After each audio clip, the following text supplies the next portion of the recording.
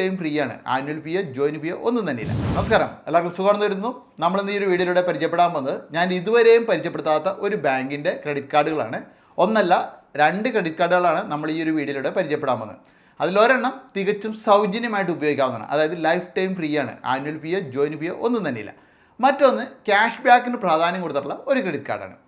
HSBC എന്ന ബാങ്കിനെ കുറിച്ച് നിങ്ങൾ കേട്ടിട്ടുണ്ടാവും. ആ ഒരു ബാങ്കിൻ്റെ ക്രെഡിറ്റ് കാർഡുകളാണ് നമ്മളിവിടെ പരിചയപ്പെടുന്നത്. നമ്മൾ ഈ ഒരു ബാങ്കിൻ്റെ ക്രെഡിറ്റ് കാർഡുകളൊന്നും തന്നെ ഇതുവരെയും ഈ ഒരു ചാനലിലൂടെ അല്ലെങ്കിൽ ഈ ഒരു പേജിലൂടെ പരിചയപ്പെട്ടിട്ടില്ല. അപ്പോൾ എന്തൊക്കെയാണ് ആ ക്രെഡിറ്റ് കാർഡുകളുടെ പ്രത്യേകത, അത് അപേക്ഷിക്കാൻ വേണ്ട യോഗ്യത, മറ്റു കാര്യങ്ങളെല്ലാം തന്നെ നമുക്ക് വിശദമായിട്ട് തന്നെ ഈ ഒരു വീഡിയോയിലൂടെ മനസ്സിലാക്കാം. അപ്പോൾ നമ്മൾ ഈ ഒരു വീഡിയോയിൽ ആദ്യം പരിചയപ്പെടാൻ പോകുന്നത് HSBCയുടെ പ്ലാറ്റിനം ക്രെഡിറ്റ് കാർഡാണ്. പ്ലാറ്റിനം ക്രെഡിറ്റ് കാർഡിൻ്റെ എടുത്തു പറയേണ്ട പ്രത്യേകത എന്ന് പറഞ്ഞു കഴിഞ്ഞാൽ അതിന് ആനുവൽ ഫീ അല്ലെങ്കിൽ ജോയിനിങ് ഫീ ഇത് ഒന്നുമില്ല, തികച്ചും സൗജന്യമാണ്. നമ്മൾ സാധാരണയായിട്ട് ഒരു ക്രെഡിറ്റ് കാർഡ് എടുത്തു കഴിഞ്ഞാൽ അതിന് ചിലപ്പോൾ ആനുവൽ ഫീ കൊടുക്കേണ്ടി വരും, ചിലതിന് ജോയിനിങ് ഫീ കൊടുക്കേണ്ടി വരും.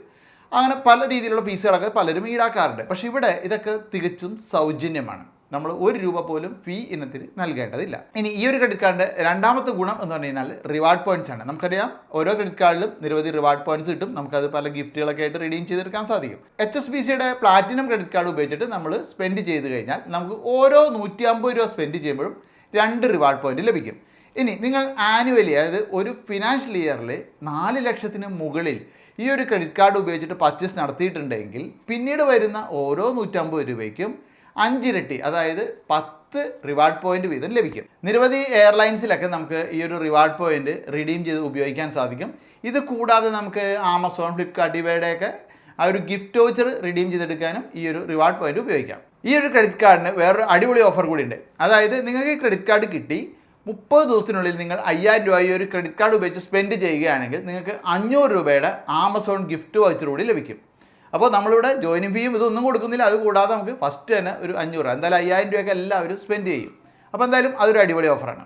പിന്നെ മറ്റൊരു അടിപൊളി ഓഫർ കൂടിയുണ്ട് സിനിമാ പ്രേമികൾക്ക് വേണ്ടിയിട്ട്. അതായത് ഓരോ ശനിയാഴ്ച മാത്രം നിങ്ങൾ ബുക്ക് മൈ ഷോയിൽ 250 രൂപ വിലയുള്ള ഒരു ടിക്കറ്റ് വാങ്ങുകയാണെങ്കിൽ ഒരെണ്ണം നിങ്ങൾക്ക് സൗജന്യമായിട്ട് നേടാൻ സാധിക്കും. ഇതുകൂടാതെ നിങ്ങൾ ആമസോണിൽ EMI ആയിട്ട് എന്തെങ്കിലും പർച്ചേസ് ചെയ്യുകയാണെങ്കിൽ അപ്പോഴും നിങ്ങൾക്ക് 500 രൂപ ഓഫ് ഈ ഒരു ക്രെഡിറ്റ് കാർഡ് ഉപയോഗിച്ചിട്ട് സാധനങ്ങൾ പർച്ചേസ് ചെയ്യുമ്പോൾ കിട്ടും. ഇനി ഇതുകൂടാതെ യാത്രികർക്കും ഒരു അടിപൊളി ഓഫർ ഉണ്ട്. അതായത് നിങ്ങൾ മേക്ക് മൈ ട്രിപ്പിൽ വെള്ളി, ശനി, ഞായർ ഈ ദിവസങ്ങളിൽ ടിക്കറ്റ് ബുക്ക് ചെയ്യുകയാണെങ്കിൽ 15%, അതായത് മാസത്തിൽ ഒരിക്കൽ മാത്രം എന്നുള്ള രീതിയിൽ 15% ഡിസ്കൗണ്ടും നിങ്ങൾക്ക് ലഭിക്കും. പിന്നെ ഇത് കൂടാതെ ഈസി ഡൈനർ പോലെയുള്ള പ്ലാറ്റ്ഫോമുകളിലൊക്കെ തന്നെ നിങ്ങളൊരു 2500 രൂപയൊക്കെ സ്പെൻഡ് ചെയ്യുമ്പോൾ 500 രൂപ ഓഫ് എന്നുള്ള രീതിയിലും ഫ്യൂവൽ സർചാർജ് വൈവർ എന്നൊക്കെ രീതിയിലും നമുക്ക് നിരവധി ഓഫറുകൾ ഇതിൽ കിട്ടുന്നുണ്ട്.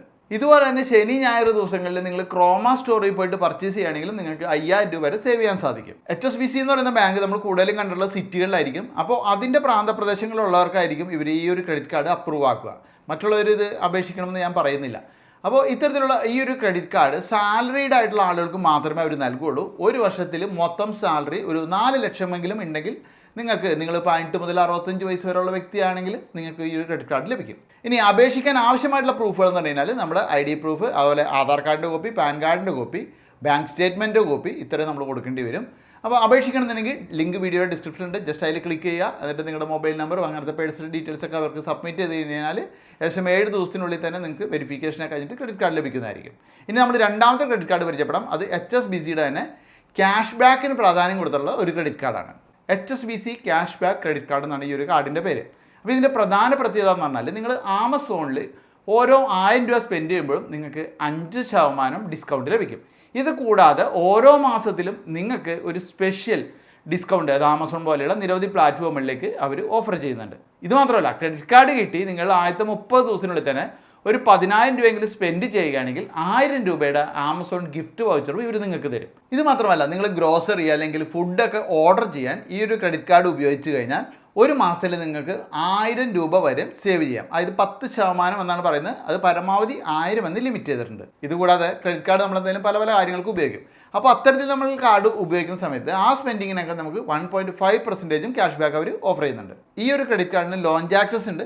പക്ഷേ അത് ഇന്ത്യക്കുള്ളിൽ ഡൊമസ്റ്റിക് ലോഞ്ച് ആക്സസ് ആണുള്ളത്. ക്വാർട്ടർലി 1 എന്ന രീതിയിൽ ഒരു വർഷത്തിൽ നമുക്ക് 4 ലോഞ്ച് ആക്സസ് ആണ് ഇവർ ഓഫർ ചെയ്യുന്നത്. ഈ ഒരു ക്രെഡിറ്റ് കാർഡ് നിങ്ങൾ സെൽഫ് എംപ്ലോയിഡ് ആയിട്ടുള്ള വ്യക്തിയാണെങ്കിലും സാലറീഡ് ആയിട്ടാണെങ്കിലും നിങ്ങൾക്കൊരു 4 ലക്ഷം രൂപയെങ്കിലും വരുമാനം ഉണ്ടെങ്കിൽ മാത്രമാണ് അവർ അനുവദിക്കുക.